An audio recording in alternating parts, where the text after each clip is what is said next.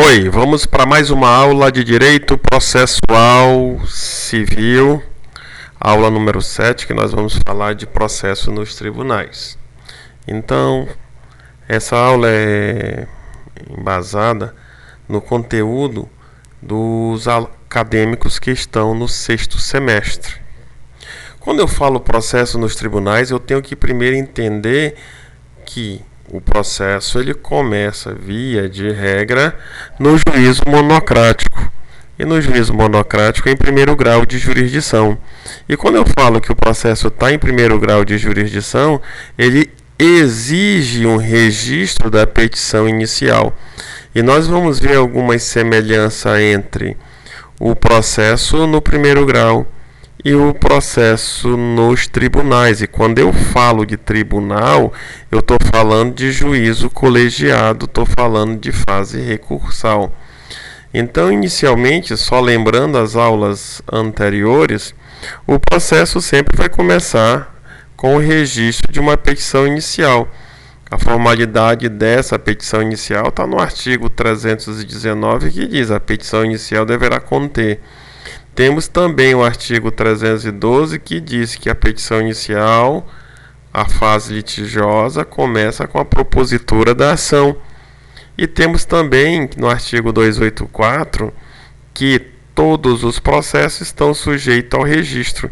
Quando eu protocolo, e é muito comum você ouvir esse termo, protocolo é quando eu faço o registro da minha petição inicial. Protocolar é registrar. O processo vai iniciar com esse registro.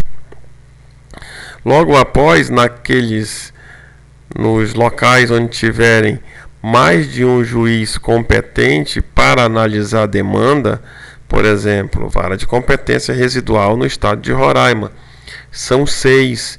Então, quando há mais de um juiz competente, no caso aqui 6 varas que poderiam analisar uma demanda de acidente de trânsito ou dano moral, cujo valor supere 40 salários mínimos, então eu teria demanda na vara de competência residual, mas eu não posso escolher, salvo caso de conexão e continência, que está previsto lá no artigo 286, que o artigo 286 fala no casos de distribuição por dependência.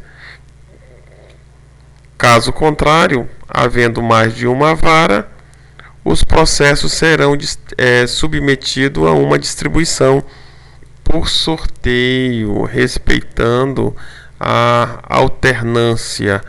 E observa que essa distribuição dos processos de primeiro grau, nós vamos verificar uma similaridade lá no processo de segundo grau.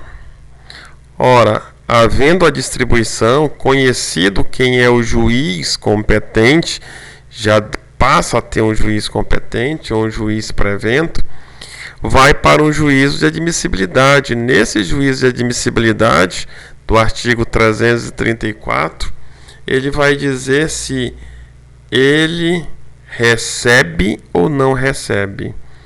Observa que o primeiro fato aqui, quando eu falo de registro da petição inicial, propositura da ação.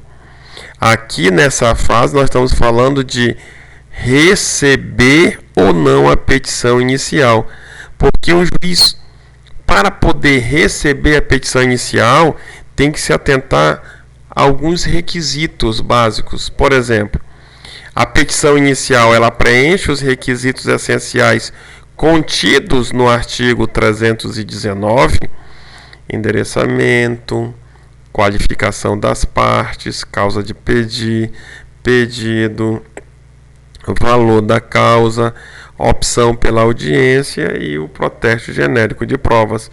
Se a petição inicial contém todos os requisitos, e vamos tirar desses requisitos o pedido e a causa de pedir, faltando um dos demais requisitos, sem ser esses dois, há um vício sanável e o juiz manda emendar a petição nos termos do artigo 321.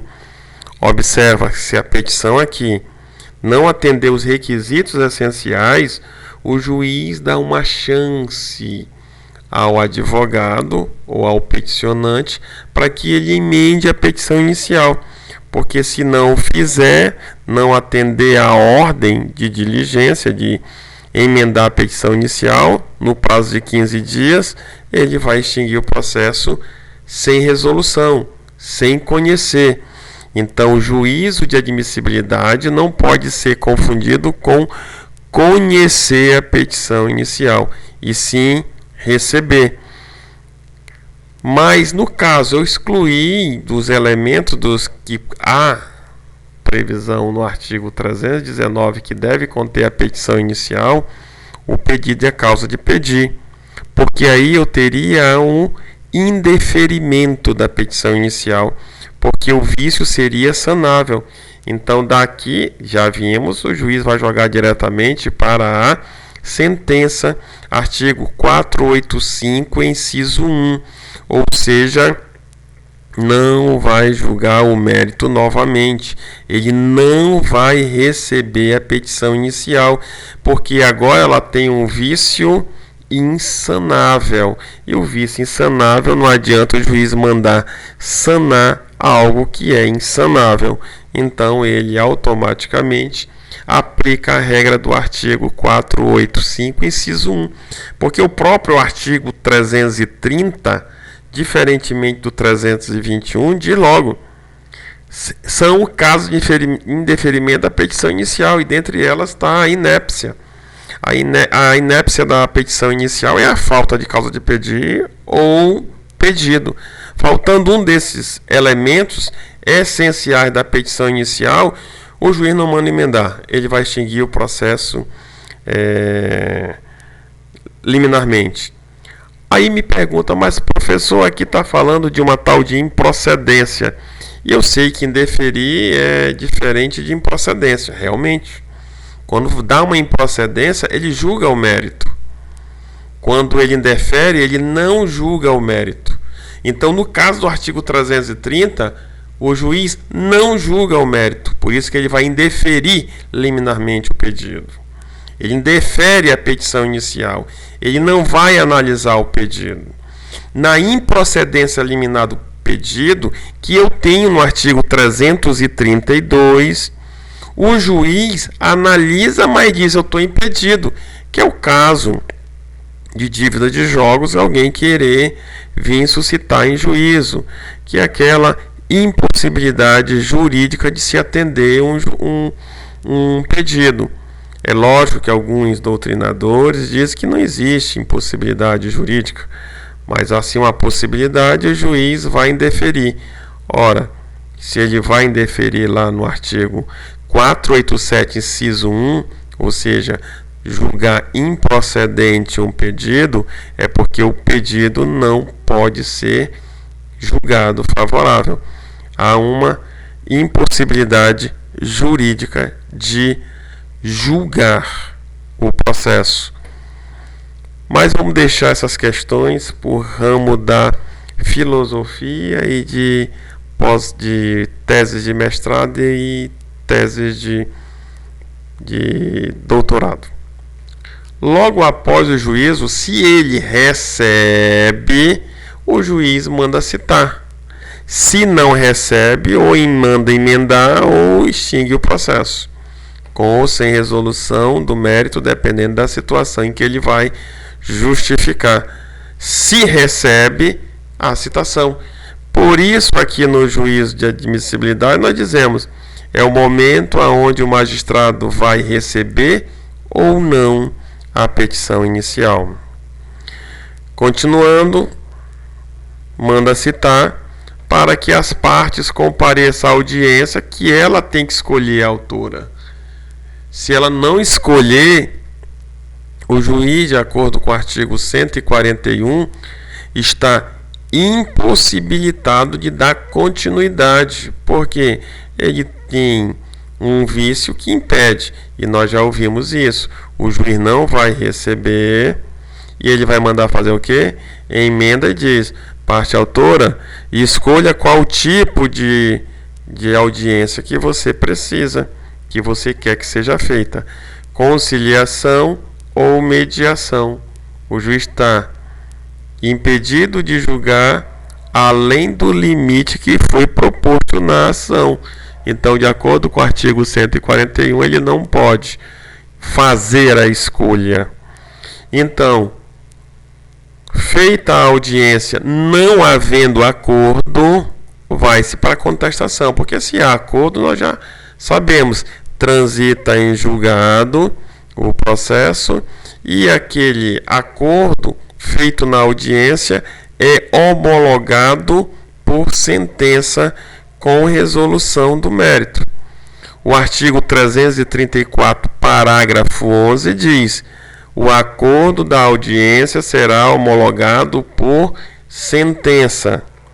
O artigo 487, inciso 3, a linha B, diz que homologar a resolução do mérito quando o juiz homologar um acordo feito em uma audiência. Caso não haja acordo, vai para a contestação. O réu apresenta a contestação, lembrando o artigo 336, vai trazer as suas razões de fato e as suas razões de direito.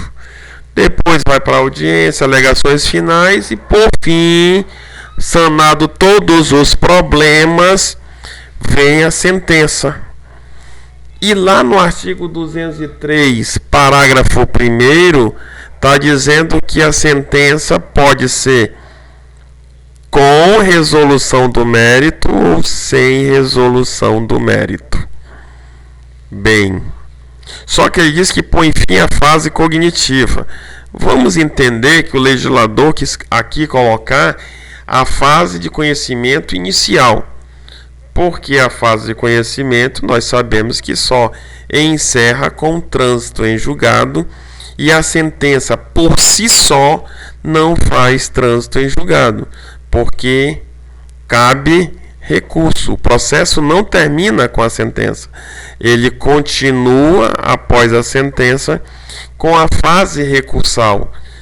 Aqui na sentença encerra a fase de discussão monocrática, encerra a discussão em primeiro grau, mas a discussão passa para o segundo grau quando a parte prejudicada se sentir prejudicada com a sentença, ela provoca o tribunal, e nesse caso o segundo grau, que pode ser Tribunal de Justiça do Estado, se for esfera estadual, ou Tribunal Regional Federal, que no nosso caso, o estado de Roraima, é Brasília.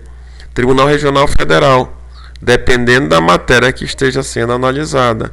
E ele só sai da inércia quando houver a apresentação da apelação dentro do prazo. Sentença, conforme o artigo 3º, diz que é um pronunciamento, e se o juiz pode julgar o mérito e trazer prejuízo para alguém, considera que tem natureza decisória, e essa natureza decisória tem recurso. Então, se pode causar gravame, tem natureza decisória, logo nós chamamos de decisão. Então, as sentenças, decisão interlocutória e os acórdão, de acordo com o artigo 489, tem natureza decisória, logo são decisões. E decisões, pode a parte que se sentir prejudicada impugnar, que aqui agora vamos falar dentro do processo, tribunais, dizer que esse impugnar é a mesma coisa que podem recorrer, podem arrazoar aquilo que veio a decisão, podem interpor as razões de recurso.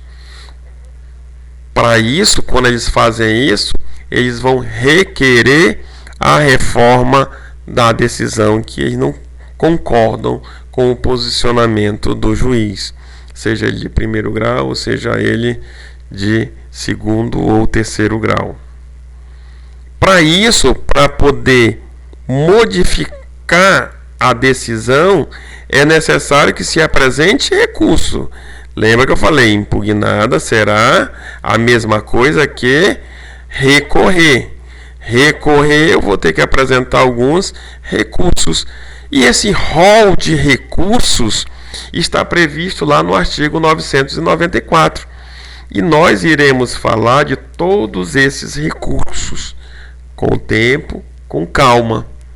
Sendo que de sentença, como nós estamos trabalhando aqui com uma sentença, o recurso, olha o termo, cabível é apelação conforme o artigo 1009. Das sentenças cabem apelação. Vamos falar agora então, se eu estou falando de, só voltando aqui, natureza decisória, eu tenho os pronunciamentos. Quais são os tipos de pronunciamentos que eu tenho? Eu tenho acórdão, que são de tribunais, decisões dos tribunais, mas eu tenho em primeiro grau, por exemplo, decisão interlocutória, sentença e despachos. Só que os despachos não têm natureza decisória, impulsiona o processo. Despacho para citação, despacho para designação, despacho para intimação. Então eles não trazem prejuízos via de regra para as partes. E eu vou com a regra do artigo 1001. De despachos não cabem recursos. É lógico que tem vários doutrinadores que dizem que cabe, no caso de haver uma obscuridade.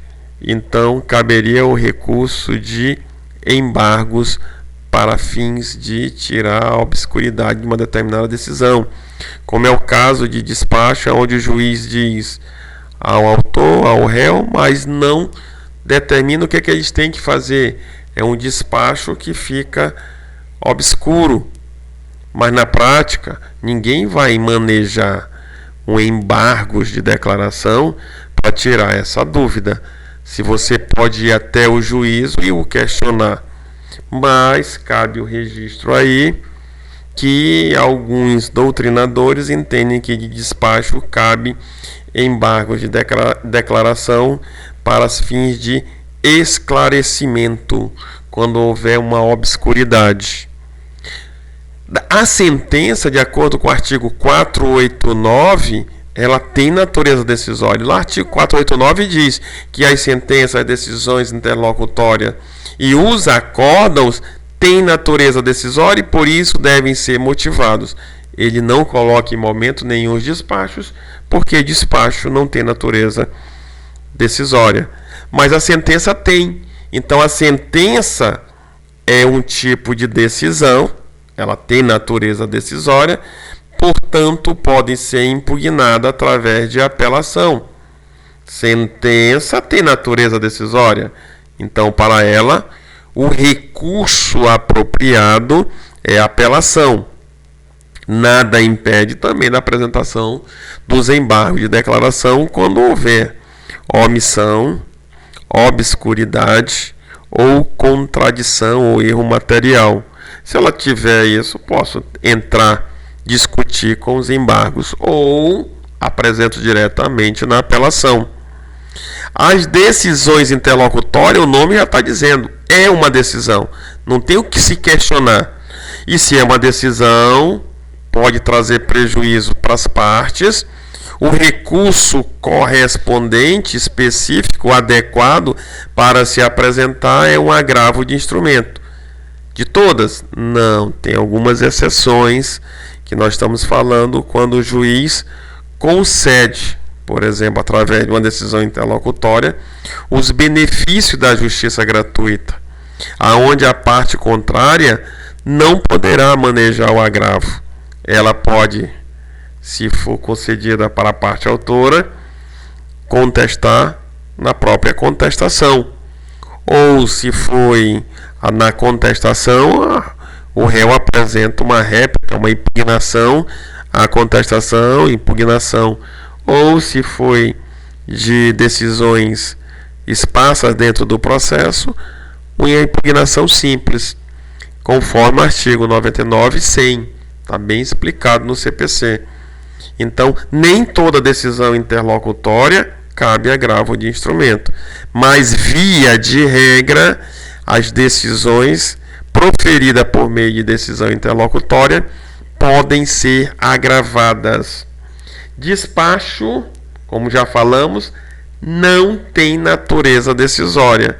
E se não tem natureza decisória, não cabe recurso, conforme já falamos no artigo 1001 do CPC.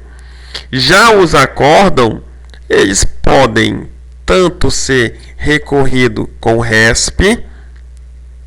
Aí eu vou lá para o artigo 103, ou melhor dizendo, 105, inciso 3 da Constituição Federal.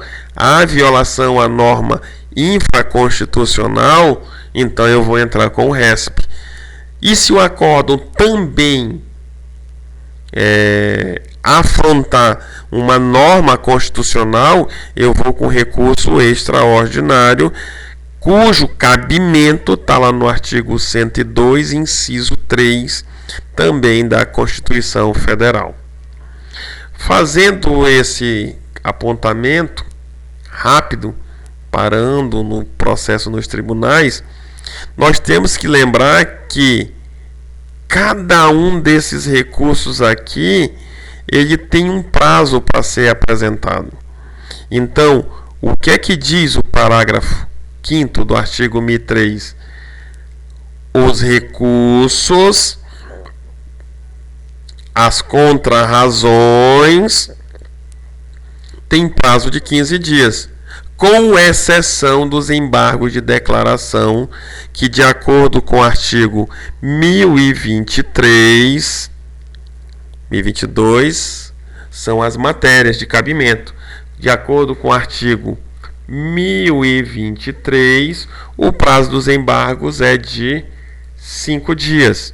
Os demais recursos, que eu já falei, previsto no artigo 994, todos os demais recursos têm prazo de 15 dias. A única exceção desses recursos é o embargo de declaração, que o prazo dele só é de 5 dias. Tanto para recorrer, como para contrarrazoar. Lógico, se eu tenho uma decisão, e nós já vimos artigo 102, que ela pode ser impugnada, recorrida, arrazoada em parte ou no todo. Por que em parte? Porque a parte que eu saí vencedor, eu não tenho legitimidade para recorrer. Então, a parte que eu saí perdedor, eu tenho legitimidade para recorrer. Então, quando eu tenho uma decisão que não me agrada, a forma não é discutir com o juiz, que isso não vai resolver. Ninguém reforma juiz. Reforma-se decisão proferida. Então, o meio adequado é apresentar um dos recursos que está previsto no artigo 994. Um dos recursos cabíveis. Eu vou buscar o recurso adequado conforme a decisão que foi proferida.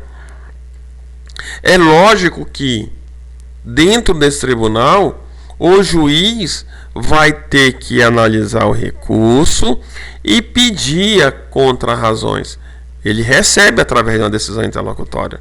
Recebo e determino, ordeno que a parte contrária apresente as contrarrazões. Recurso serve para reformar a decisão. Contrarrazões não serve para reformar a decisão, mas para impugnar as razões dos recursos que foram apresentadas pela parte contrária. Recebidas contrarrazões, o juiz vai encaminhar ao tribunal, motivo pela qual o recurso, por exemplo, de apelação, ele tem a folha de interposição. Sempre que um recurso for interposto no próprio juízo recorrido, há necessidade da folha de interposição para que seja os recursos encaminhado ao juízo competente. Como, primeiramente, você vai endereçar os recursos ao juízo recorrido, que eu estou dizendo as folhas, a folha de interposição, ela é dirigida ao juízo recorrido. Mas as razões é dirigida ao juízo competente, aquele que vai julgar o processo. E no caso, nós temos que, para chegar lá, primeiro tem que se passar por um registro.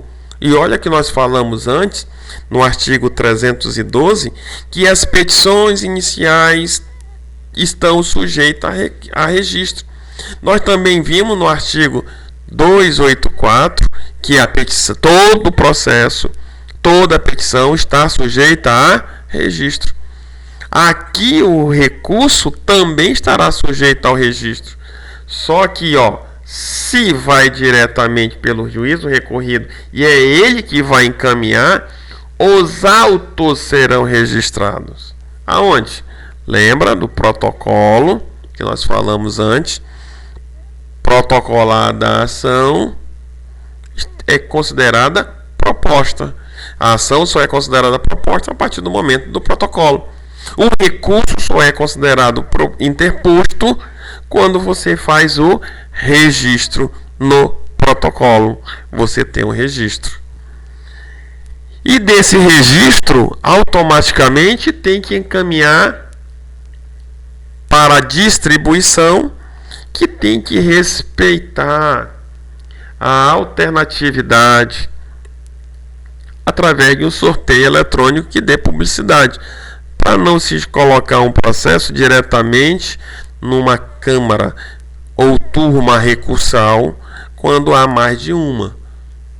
No estado de Roraima, nós temos a Câmara Única só, então nós não passamos por essa distribuição por turma ou câmara, mas passa-se pela distribuição, o sorteio do relator, porque depois que é feita a distribuição para a turma, ela vai escolher o relator, e é esse relator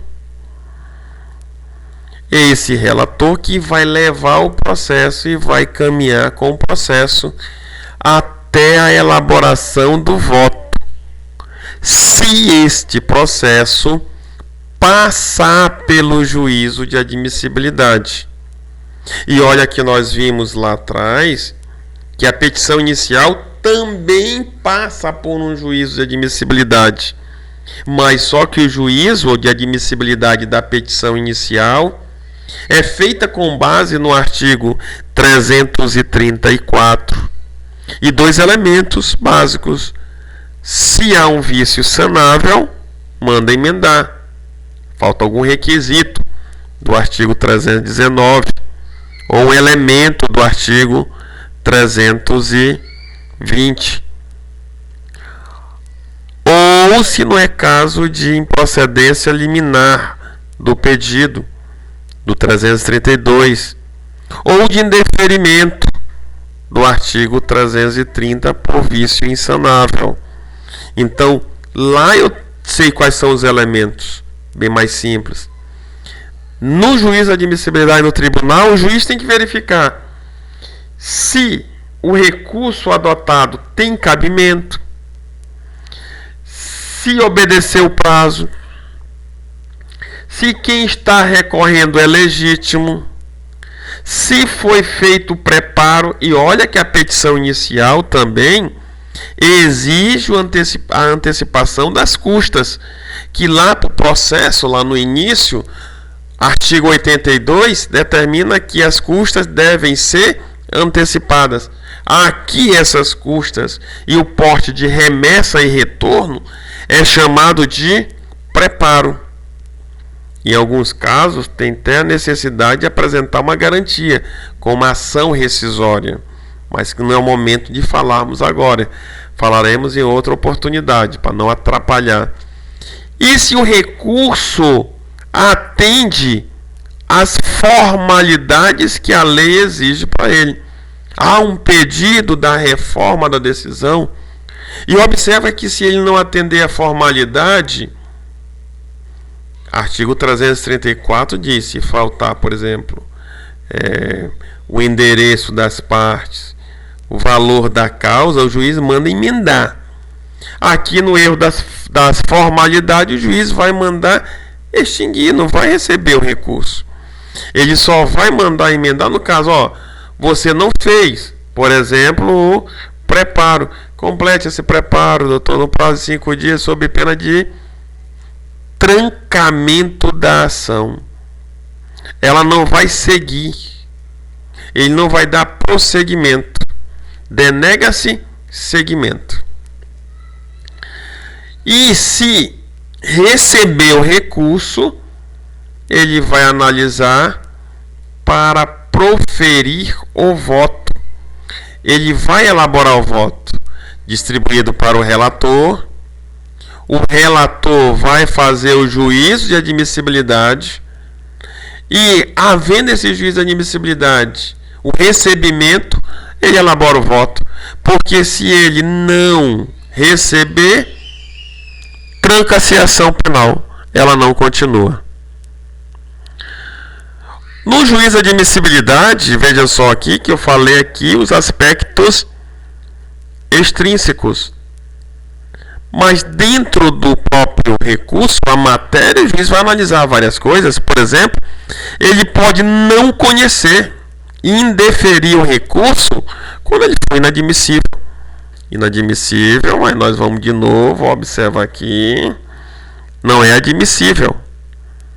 Se não tem admissibilidade, não passa pelo juiz de admissibilidade, ele é inadmissível.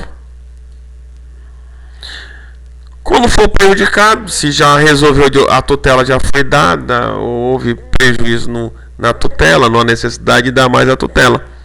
E também ele pode, negar. Lembra do artigo 332 que nós falamos? Improcedência liminar.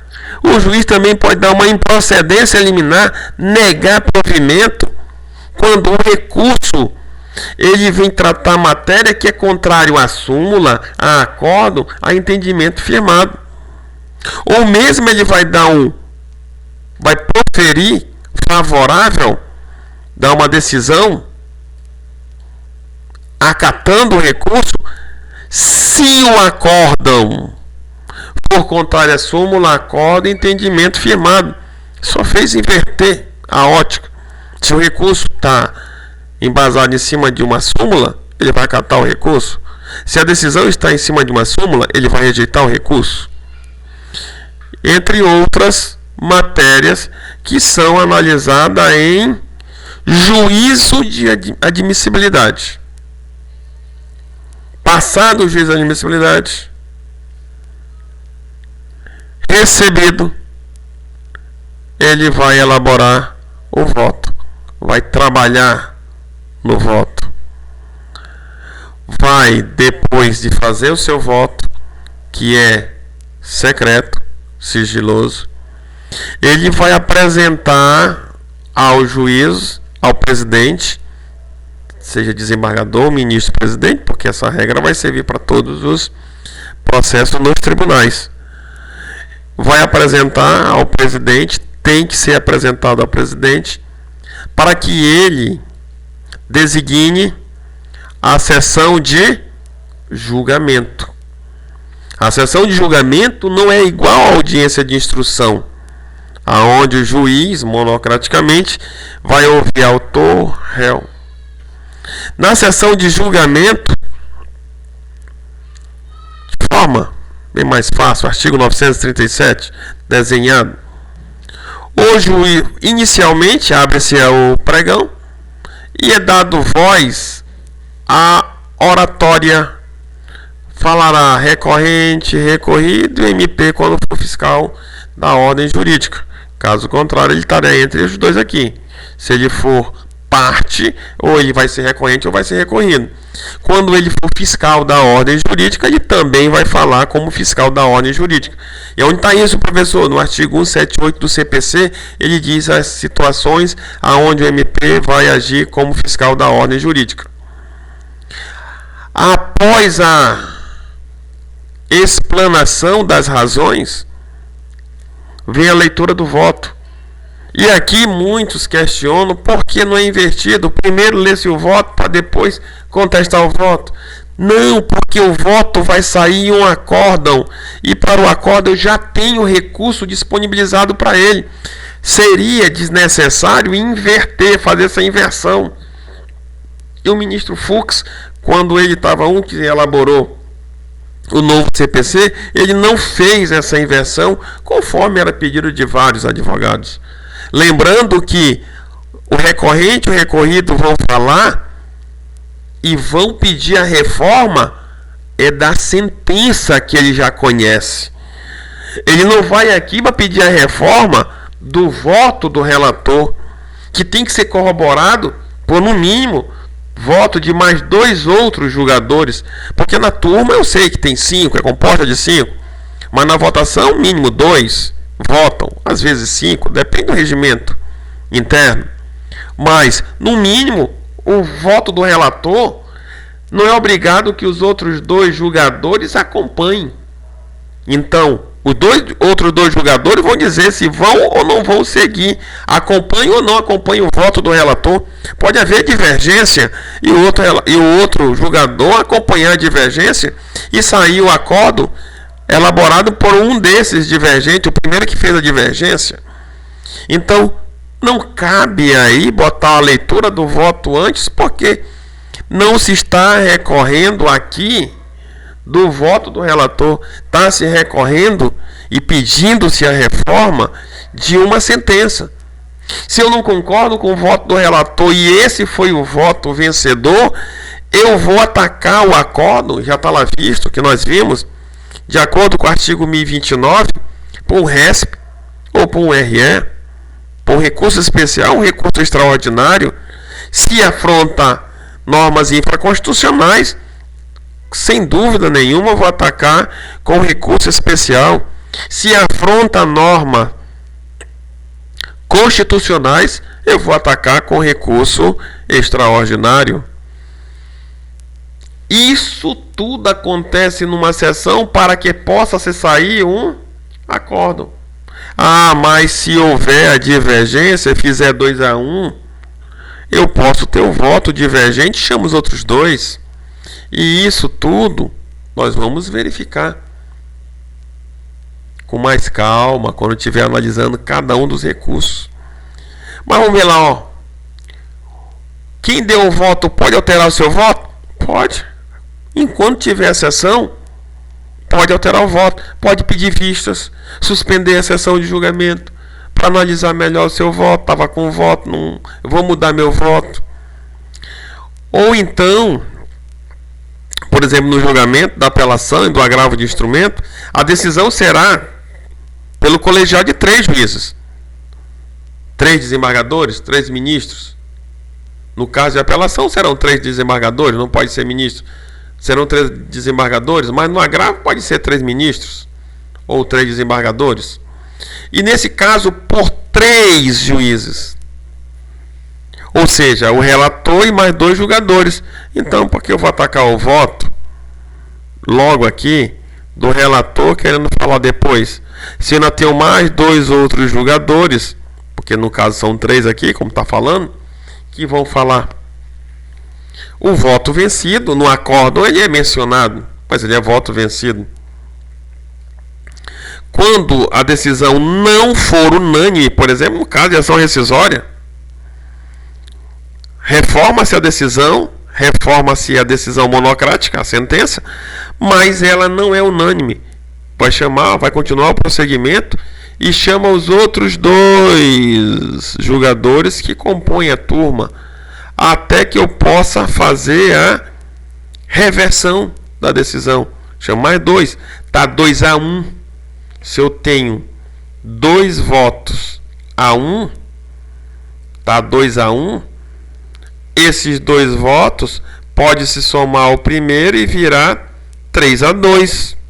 Ou um para cada lado ficar 3-2 invertido, ou então 4-1. De modo que a intenção é que a quantidade para que possa inverter, e 2 é suficiente para poder inverter a ordem. Se o relator vota de um jeito e os julgadores não acompanham o voto do relator, chama-se 2 para que diga, olha, e aí, acompanha quem? O relator ou a divergência? Então, falando de forma geral, recursos estão sujeitos a um registro no tribunal, depois distribuição para turma ou câmara recursal, envio, escolha do relator por sorteio daqueles que fazem parte. Foi escolhida uma turma e daquela turma quem será o relator do processo. Cada processo tem o seu relator. O relator, se receber no juízo de admissibilidade, não encontrar nenhum erro, elabora o voto, apresenta para o juiz marcar a data de, no caso o juiz, eu estou falando o presidente do tribunal, marcar a data de julgamento, na data da sessão de julgamento. Iniciada a sessão de julgamento, começa com a sustentação oral do recorrente, do recorrido, do MP. Depois da sustentação deles, vem o voto do relator e o voto dos 2 outros julgadores ou dos outros julgadores que vão julgar logo em seguida. E daí se forma um acórdão.